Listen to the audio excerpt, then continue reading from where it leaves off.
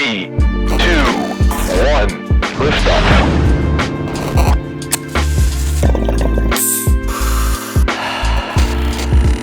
Cannabinoid Connect, the nation's most diverse cannabis-related podcast. Rena, so first off, really glad to have you back, everybody. Great to be here. Herbal Sherbill in the house. Back in the house. I love it. It's completely different lifestyle. I have a completely different outlook on life now. And every day, just waking that boy up or him waking up and just kind of like talking to him and seeing him smile back. Like there's just moments where, I never pictured it really. I mean, being a dad it happened, and I'm fortunate that it did happen. But it's like, there's nothing that compares, you know what I mean, to those types of moments. So, and you can relate. I mean, you have a daughter, right? I have a daughter who's way on the other side of being a newborn. So yeah, I'm feeling all the feelings these days. It's like nice to hear it from the other side. I feel like an old person lately. It's nice to hear it from a fresh pair of eyes. So are you the type you never knew if you necessarily wanted to have a child, and now that you have, you're like shabam bam?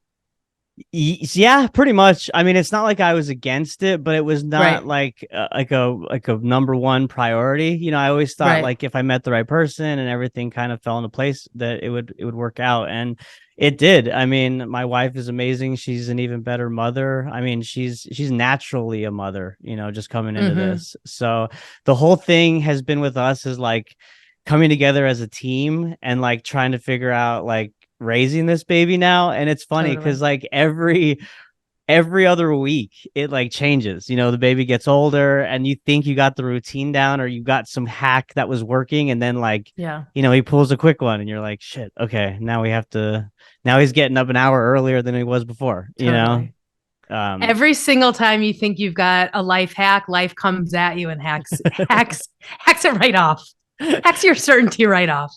Right. I feel like, having a plan is kind of laughable with the universe, right? Because like plans kind of can get washed away. But if you can, even though we don't stop, right, you can work toward it. Just know that there's going to be, you know, some curveballs along the way that you're going to need to address and pivot. It's life.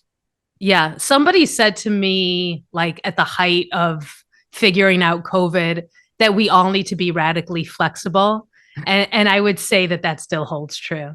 Especially as a parent, you got to be right, because you know you're doing a good job, you're getting it right, you're having all the intentionality that you want to have, and boom, something comes at you have no idea how to deal with, or you handled it the wrong way because you're a human, and whatever it is, it's just we got to be flexible, and as parents, especially true. Yeah, and we learned that lesson early on because the baby, he was born premature. And he did have some complications at first. So we were in and out of the hospital. I mean, he underwent 2 surgeries.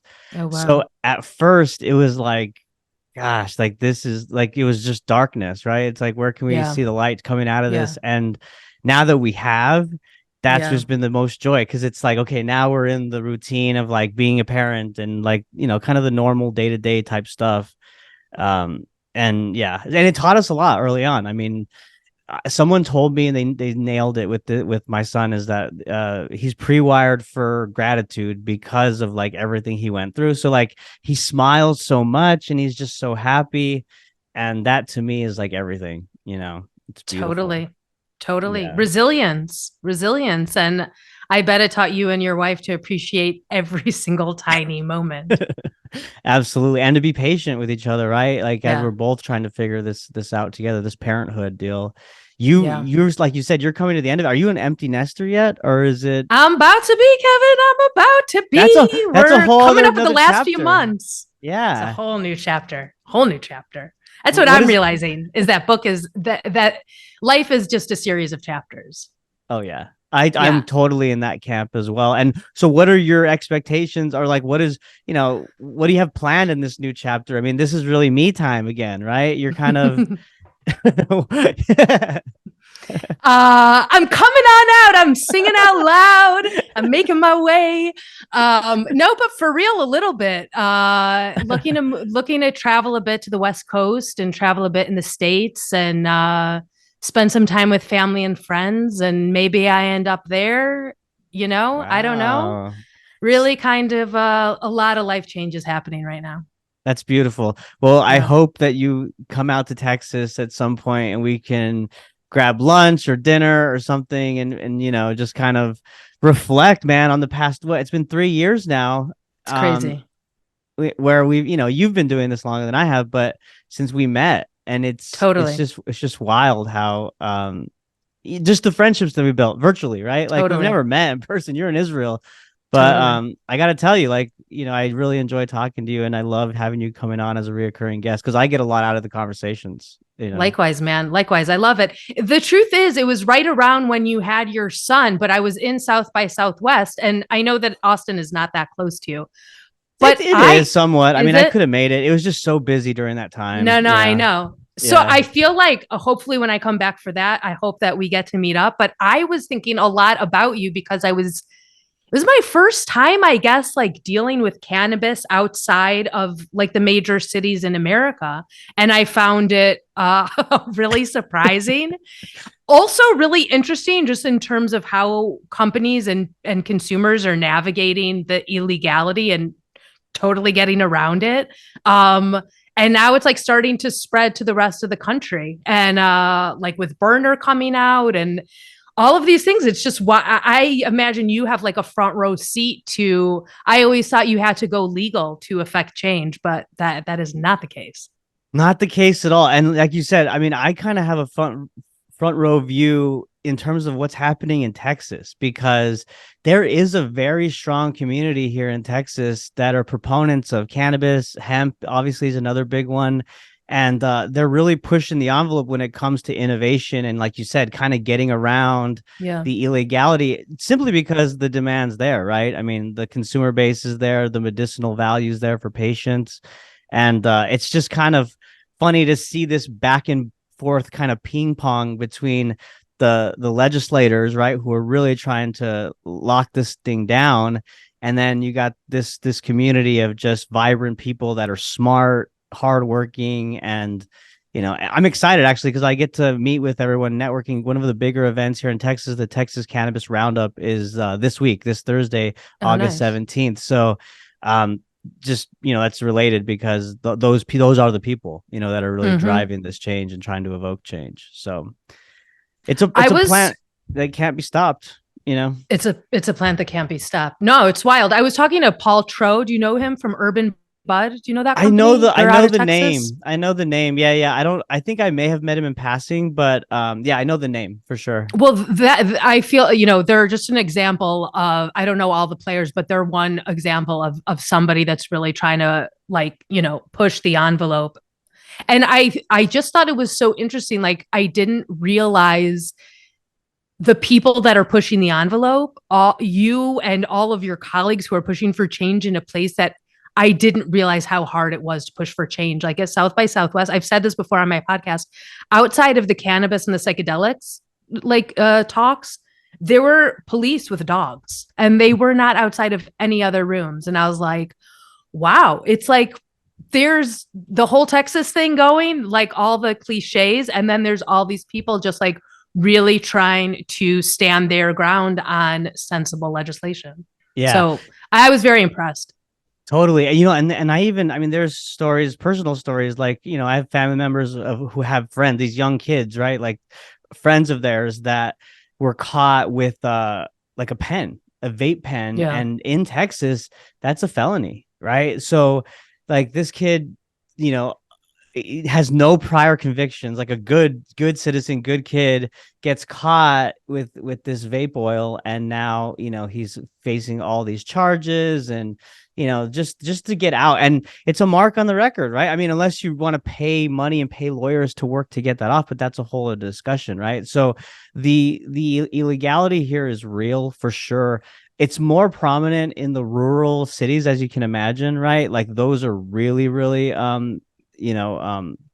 locked down in terms of cannabis policy and legislation. But in the cities, I mean, there's like Austin, I believe, is decriminalized. I think Texas passed to be decriminalized. So they've lowered the offense of being caught possessing.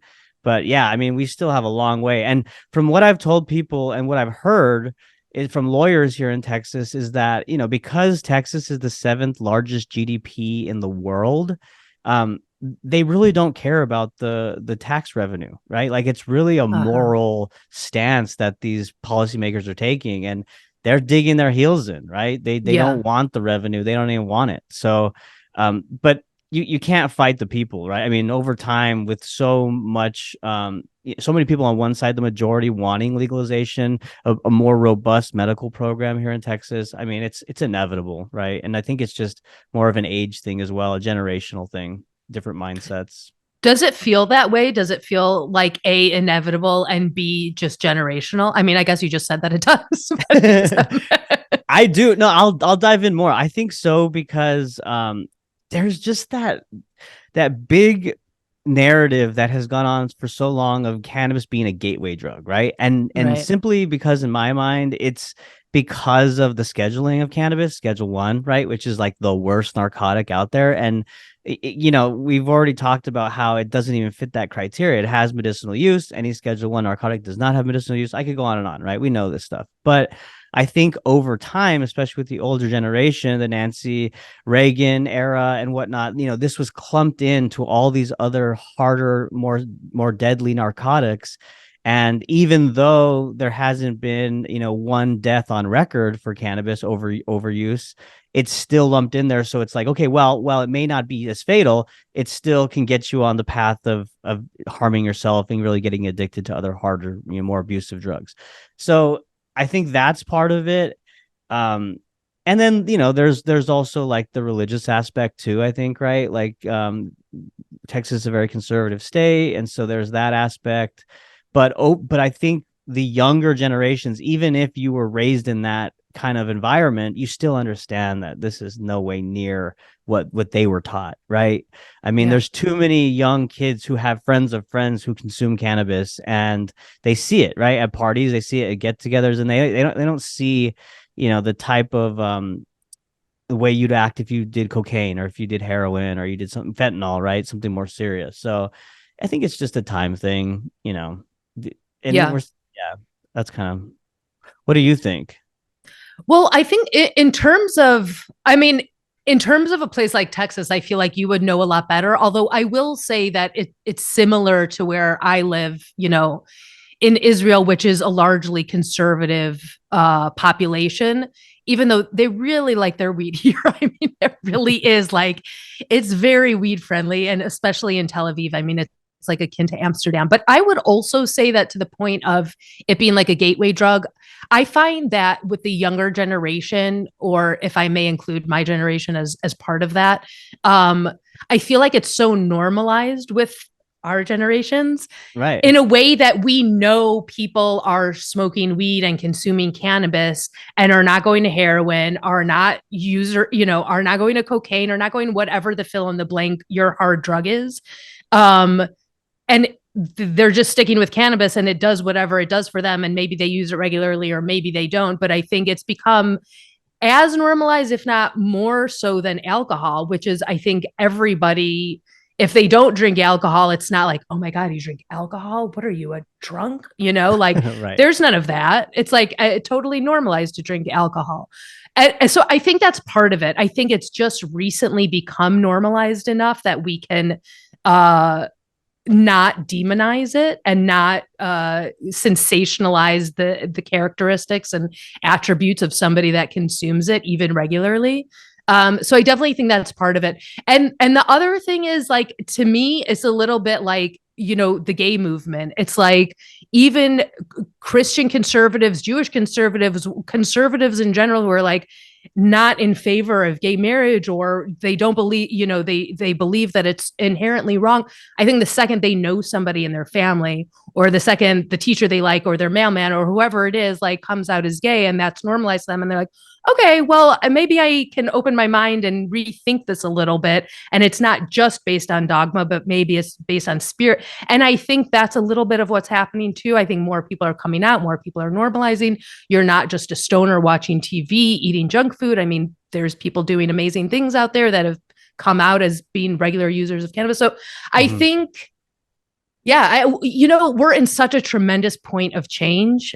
this is something we talk about all the time at Seeking Alpha, but really across the world, like investment wise, it's for sure true, but just life wise, AI and we're just having to rethink old tropes. We're having to rethink new tropes. That's so true. We're just having to keep on thinking, and it's a radical time, and maybe it's always a radical time, but it certainly seems really this time like really pregnant with change. Yeah, it does. And it's of course due to, one part of it is due to the vast amounts of information and data we have today, right? Yeah. The ability to share a thought or, a position or whatever it is.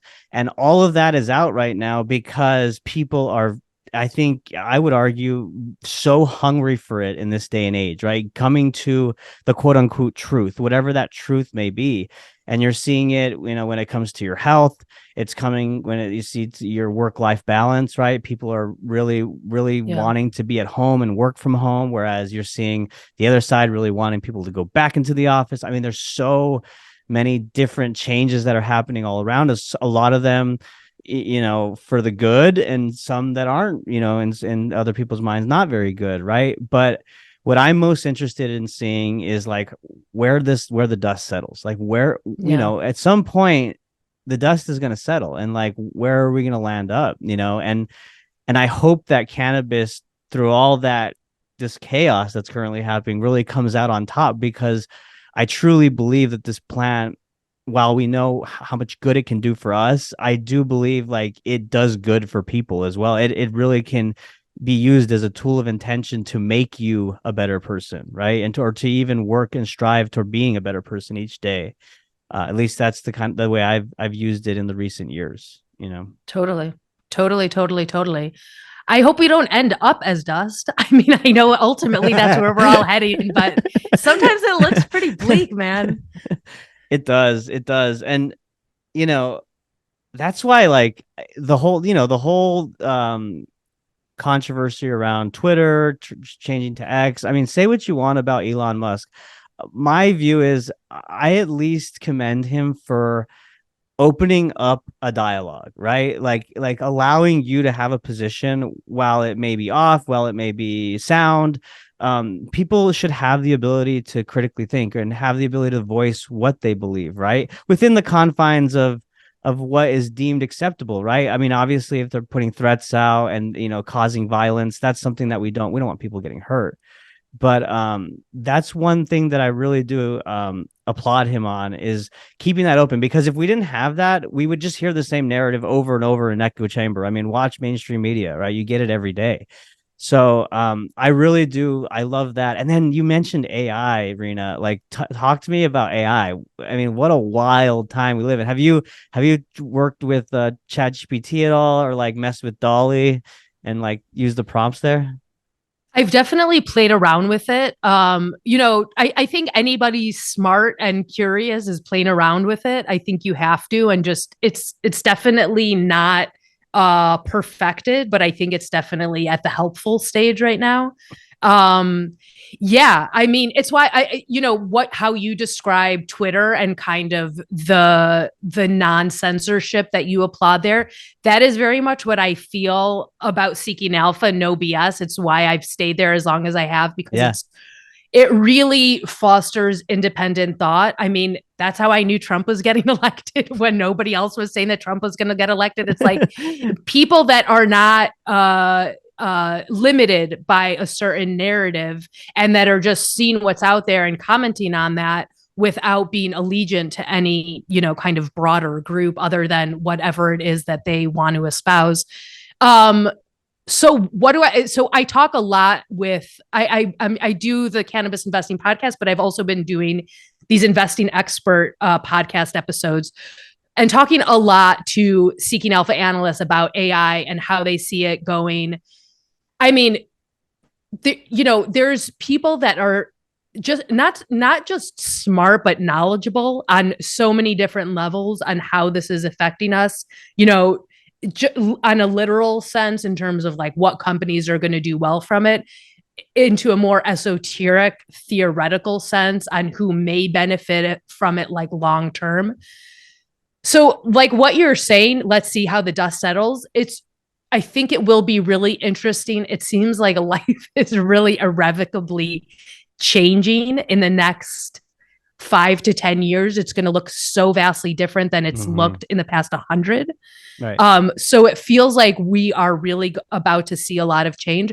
I do not necessarily know how it's going to look. I do know that to be scared of AI or scared of the changes, while I'm sure that everybody is slightly to more or less a degree, I think we really have to embrace the fact that change is happening, and it's already happening. I mean, look at how we get information. Look at all the things that as children were so radically different than they are now. But yeah, I mean, I think the world as we know it, everything that we've depended on is shifting.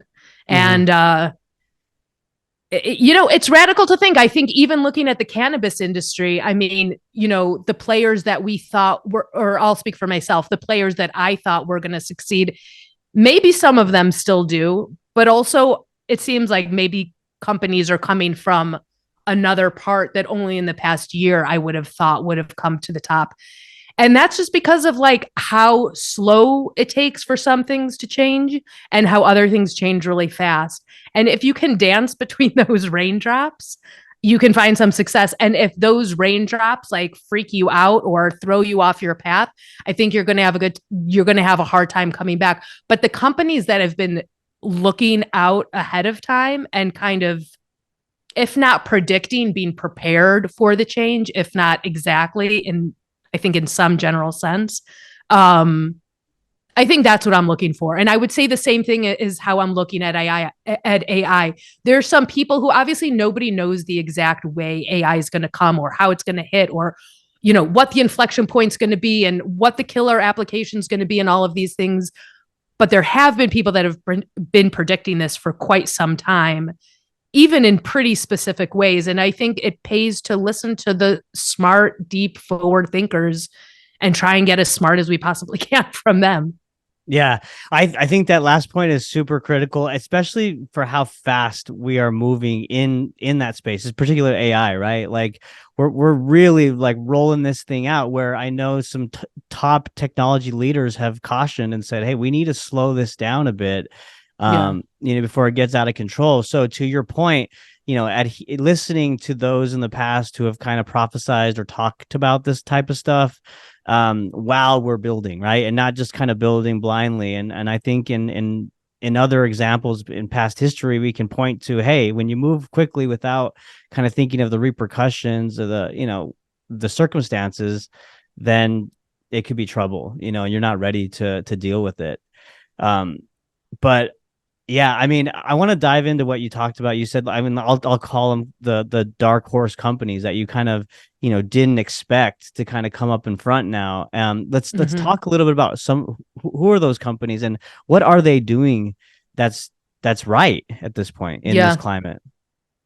I want to answer that. I also want to say, like, to your point about what you were just mentioning about building it while we're figuring it out. I think that's also really happening in the psychedelic industry. I think there were all these maybe obvious points of revenue that a lot of companies went for, but it's like, that's not going to be the long lasting game. So it's like, can you pivot or are you just trying to sell a bunch of headlines, and make a quick buck and then get out. So it really behooves us, I think, to pay attention to that. But then I think there's other things, like you asked me, like who looks good in cannabis or who are the dark horses. So I talk a lot about California companies on the podcast because, it's the biggest market. And I think also a lot of headaches and a lot of mistakes have been happening in the past bunch of years since it's been legal there. And we know, most people following the industry know that the illicit market is such a huge problem in California. And to get stability in the legal side of things is just really, really, really hard. So Lowell is a company that I visited last year and that I've talked a lot about. I really like their pre-rolls. I like that they have been trying to navigate the real regular consumer, the real regular cannabis consumer and not go broad. But, they are not doing very well. They've had a lot of changes at the C-suite level. They're pivoting a little bit about their business model. And I think it's not necessarily they had the wrong play. Maybe they did, maybe they didn't, maybe they could have done something here. But I think they're also just really suffering from a really terrible time in the industry, a really tough capital market, really tough to get money anywhere, for sure in cannabis where it's not federally legal. And then I'll look at a company like Glass House, who we've been talking about for a few years. I've talked to Graham Farrar for a bunch of years before they went public, even when they had a deal with a company called Cadiz, which does like water filtration. They work with like agriculture. And so they were kind of honing their skills and their focus on growing cannabis near Santa Barbara in a pretty much picturesque, perfect place to grow it. And they just slowly scaled. They got partnered up with Kyle Kazan. They went public. They have a ton of money. They have this huge greenhouse. It seems like they have such a smart business model in terms of going big and scaling broadly and then playing into the market as it keeps growing. So like on one hand, I feel like that's a really great example of, I don't know how many people would have said that's the play to make in California, but they did it. And I think they're right. And I don't really see what knocks them off of that. And then on the other hand, like spending a lot of time on the West Coast and specifically in California, we had Seth Yakatan on, and he's really helped me to understand how there's probably a lot of benefit to being a private company at this point in cannabis, because you're not a slave to all the machinations of the public market. You don't have to answer for all the things that a public company has to answer for. And you might be able to be a bit more nimble and survive on a little bit less while the market is working itself out. So that's what I would say. I think some of it is luck, some of it is vision, some of it is strategy, and more of it is luck. Right. No doubt about it. Luck plays a huge factor, and timing, right? Yeah, totally. You know, and I'd be remiss. I mean, I do want to bring up. So, like, I know you're on LinkedIn. Did you see the video that came out with Elliot Lewis from Catalyst? And the accusation about Glass House. Yeah, I did not see. No, I'm glad that you brought that up, though. I did not see the video. I mean, I know the story. I didn't see the video, though. Okay. What were your thoughts? I mean, I don't really know what to think, right? Like, I mean, everything that you explained of Glass House Brands, like, of course, we know this, right? They're a large cultivation, great producer of flower, right? They know it in and out with, you know, of course, Graham Farrar being, you know, the head grow master there and whatnot. So, but when I saw that, it made me think, okay. And then, you know, and you got Elliot up there, you know, breaking it down on a whiteboard, and he's talking about numbers and kind of where things are going. And so I don't know if like an actual case, like a lawsuit has been brought up. Like, I don't know what's the lawsuit was there. I don't want to speak out of turn, but I'm pretty sure a lawsuit's been up, because I know that they're in some type of litigation. Okay. I will say I do not have any special information. I am not privy to anything. I will say that I've tried to get some, and they're totally, you know, locked down because they're in case. Yeah. So I truly don't know anything. Look, I don't know how much I want to say like in a public forum, and how much is my basic take is this. I don't know what people are doing. I definitely know that there are people playing both sides. I do not know if Glass House is one of them. Yeah. What I would say is that's not what's putting them over the edge. This is my own personal take, not looking at the numbers, not knowing the story. My personal take would be that's not what's ruining the legal industry in California. And I would be hard pressed to think that the numbers are so big that that's what's bringing Glass House to where they are. That's my take on it. That's fair. Yeah. I mean, like you alluded to earlier, California has so many problems. And I mean, I just had Hirsch Jan on to talk about. I love Hirsch. He's great. Yeah. He's and awesome. That will have already published by the time we release this. So check out that episode if you haven't. But he really dives into, you know, awesome. The whole California market, and of course the high taxation and the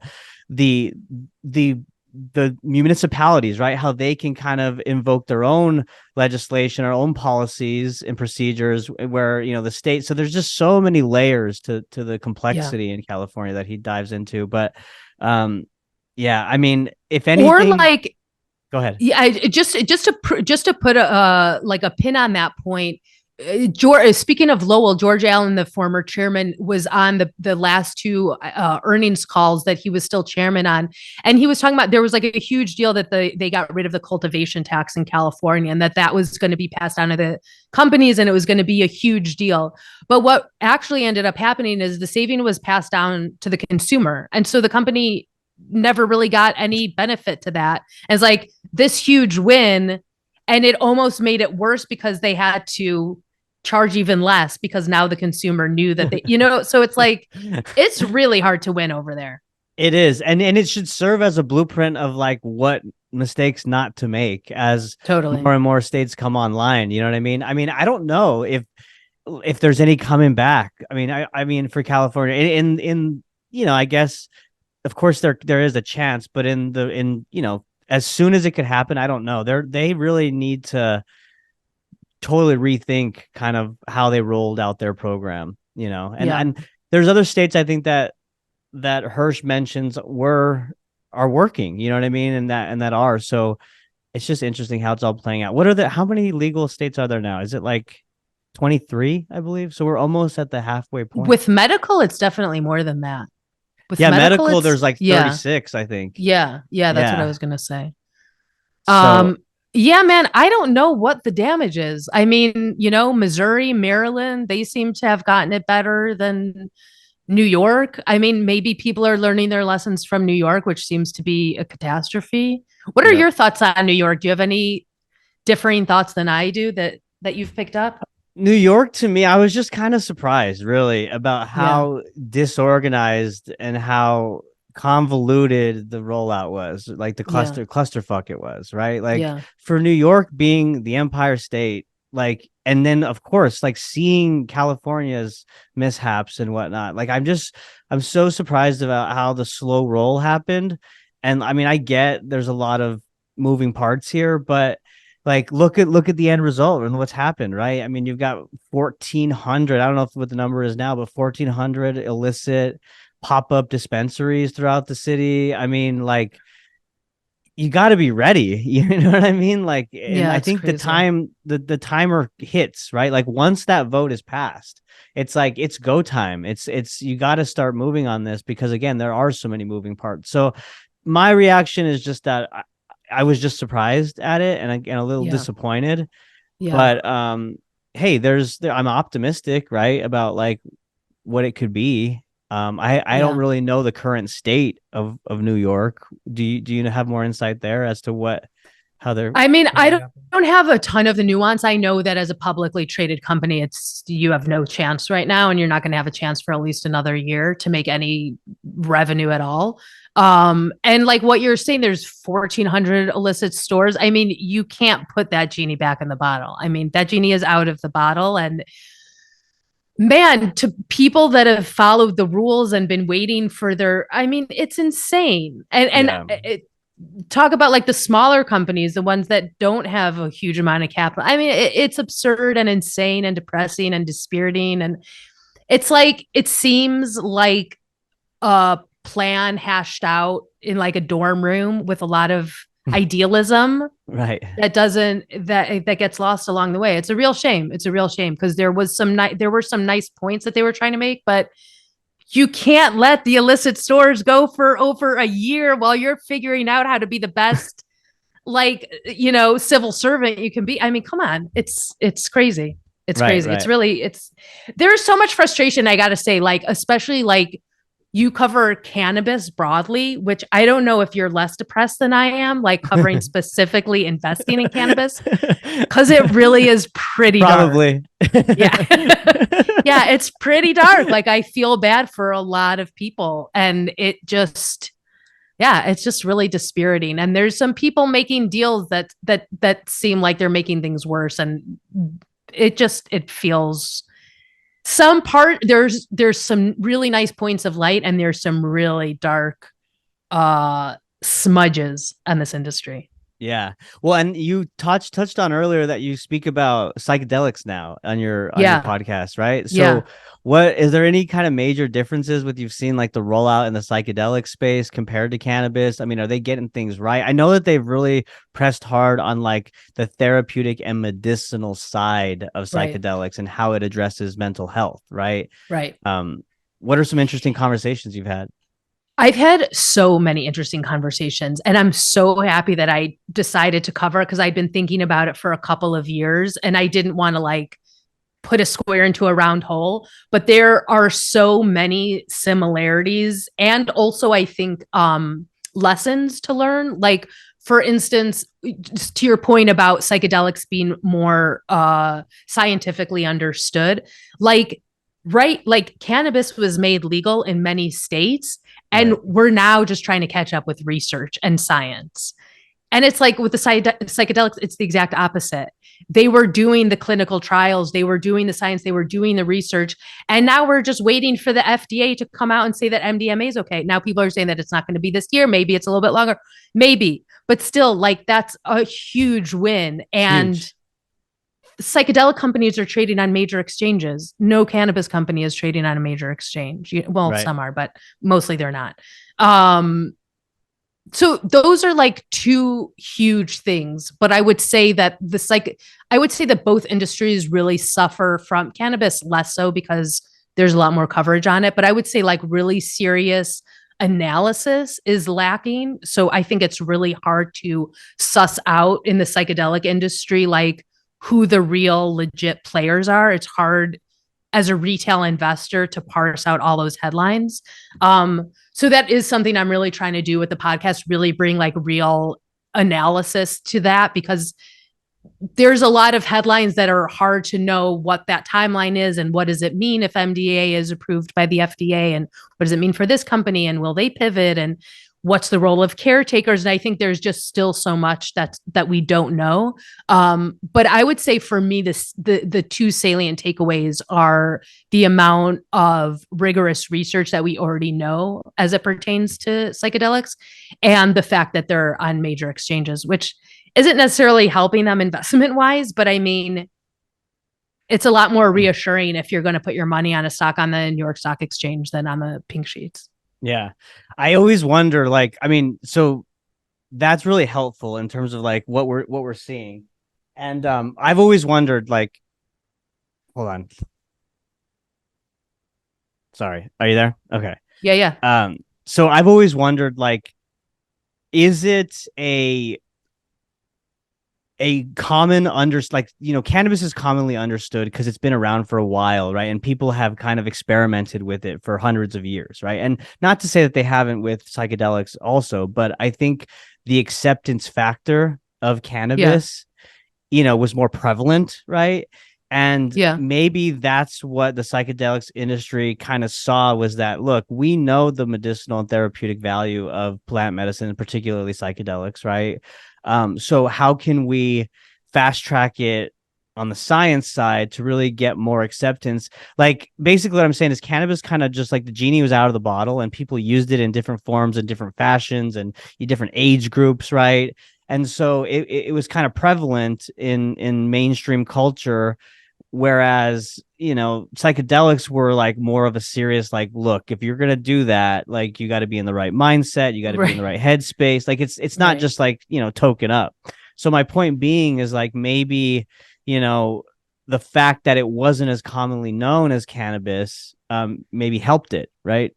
In that way. I think that's very true. And I think your point about like people can consume cannabis every day and be a fully functioning member of society, whereas you can't be taking full doses of psychedelics even every day, let alone be a functioning member of society.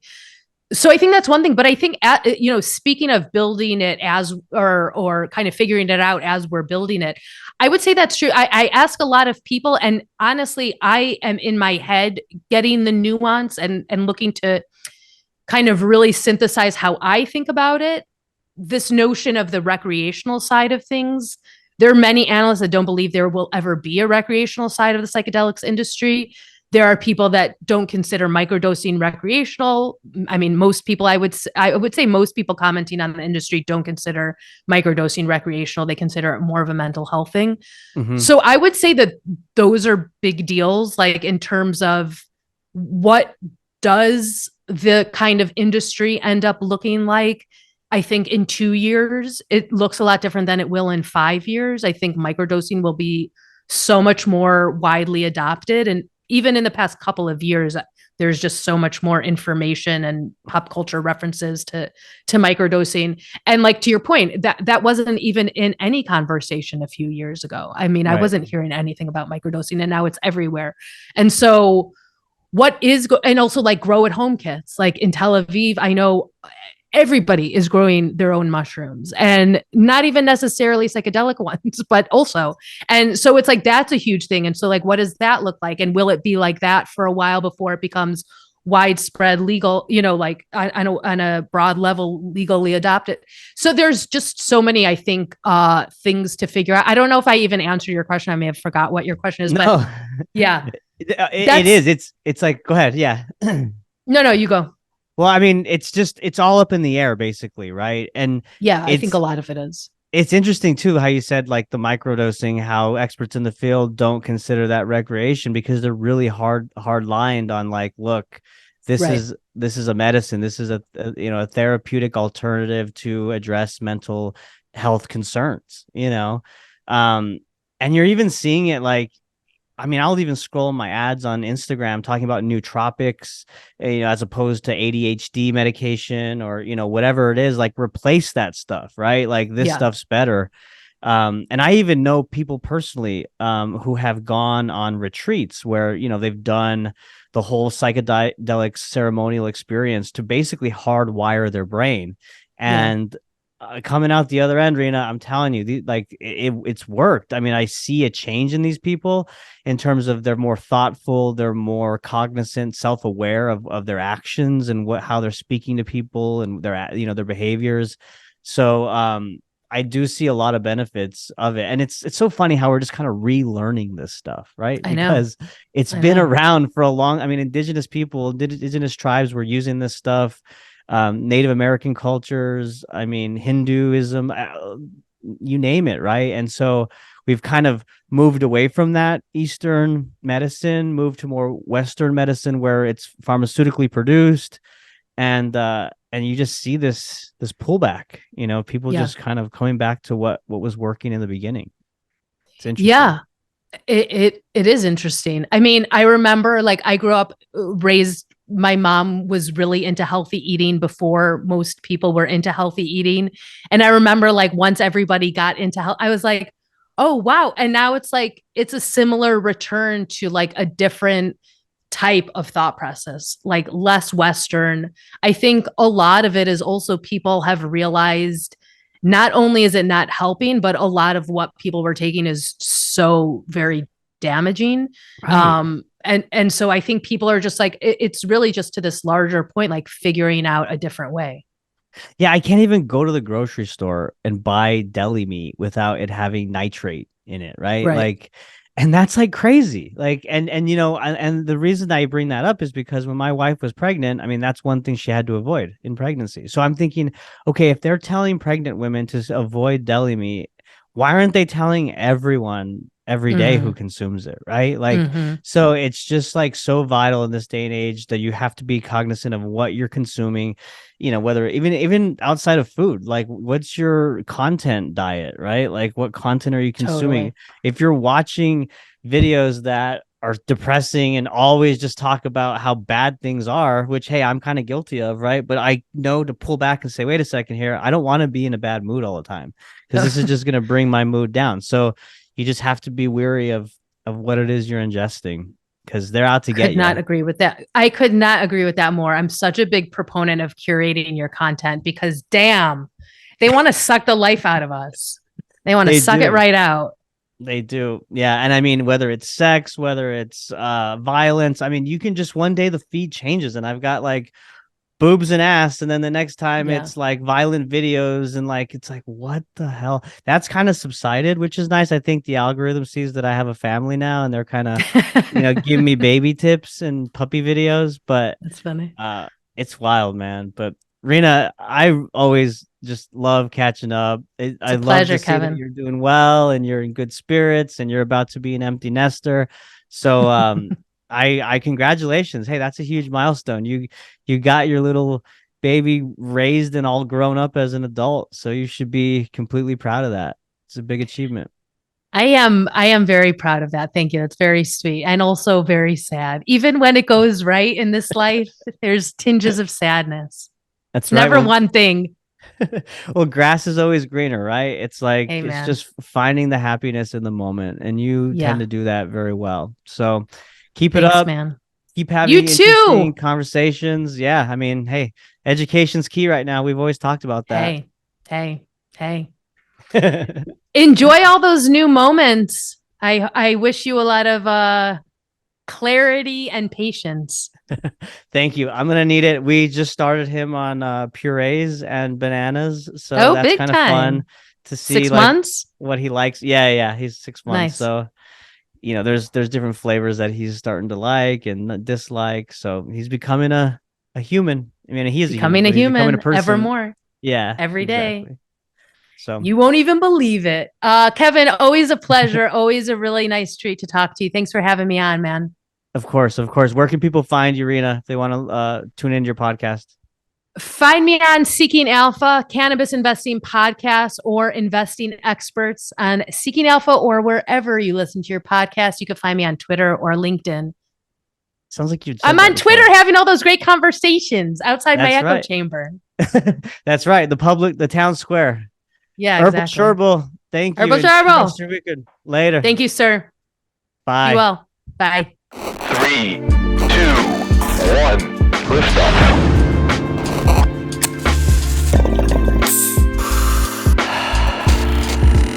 Cannabinoid Connect, the nation's most diverse cannabis-related podcast.